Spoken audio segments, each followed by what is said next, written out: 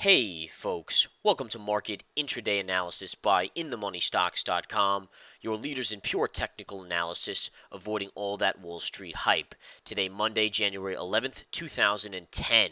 Well, folks, we have a mixed day on Wall Street with the S&P and the Nasdaq slightly to the downside, while the Dow is up about 24 points. Once again, the Nasdaq is down about 11.5 with a nice solid 0.5% sell-off, while the S&P 500 is down about half a point or just fractionally lower. Now, the key about today, folks, is the gap up. The gap up occurred this morning, which was a solid gap up. But one thing that I noted to our premium subscribers, first of all, I said there's the even number play at 115. Now, the even number play is a key play that we've talked about to our premium subscribers. Some of you know it out there as well. What it does is basically utilize the even numbers on stocks, on ETFs, in the market to be shorting ability. All right, so what you're looking for here is a break of the 115 level, which happened right up here. In fact, you gapped up to 115 just above it, and I talked to my subscribers about looking to short that and said it was a decent trade. If you had the guts to step up right at the open, you probably would get a good shorting opportunity. Sure enough, 50-cent drop later on the spiders. It came all the way back into gap fill right here and below. That was a beautiful opportunity. Now, there was another thing that told me that was going to be a good shorting opportunity,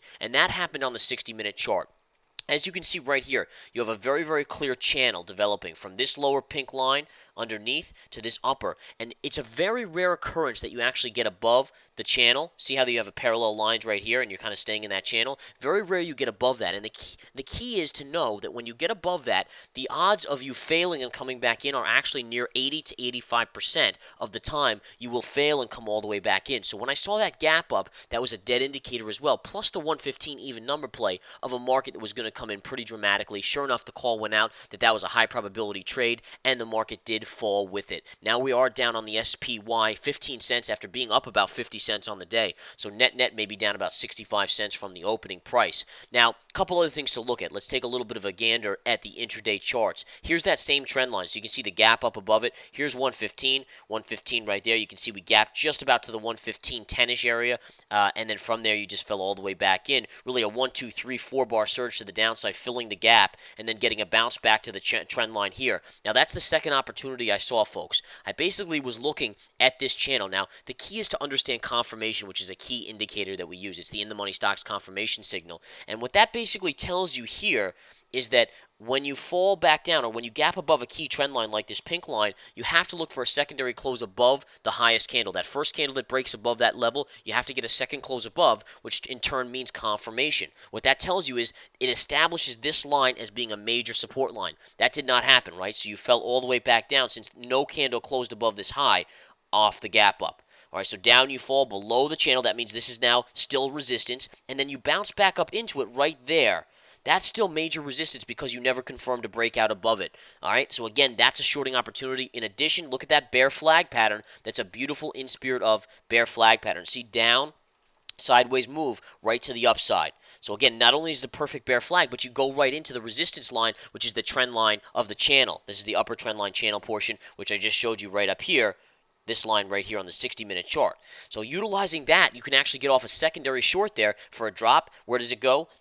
This line right here. Why is this orange line significant? Because it's the high pivot here, also the high pivot from last Thursday as well. All right, so high pivot on Friday, high pivot on Thursday right here. Therefore, that's going to be support. You hit it, bounce off of it, come back in, hit it, close below it, but just by a fraction. And look, you never confirm. Remember, confirmation works both ways. You had to close the next candle below the tail here. That never happens. That tells you a little bit of a reversal could be in play. And sure enough, the market floats back up just like you would have thought. So again, the keys to the market are very, very obvious here if you know what to look for. And again, it's all about the education here, folks, at In the Money Stocks. That's not, we're not only about just guiding you. We're going to guide you. We're going to tell you where we believe the market is going based off these key indicators, but we're going to teach you how to do it for yourself. And again, that's what these videos do on a smaller scale, obviously. Unlike the Research Center where we do it on a big, big scale, we're going to teach you how to read the daily, the weekly, the monthly charts on all the key stocks, all the key indicators, you name it, it's in there for the taking.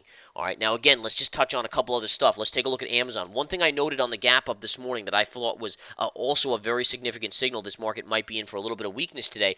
Amazon was getting hammered. First of all, it gapped down, and then look at the sell-off on Amazon here intraday. Right now, it's down about $3.65, which is a nice little sell-off. But that stock is what we know as a leader. It's a leader in the technology arena, in the retail arena, and it was gapping down this morning. In addition, Apple Computer. Look at this, the gap up, and look at the quick sell-off as well.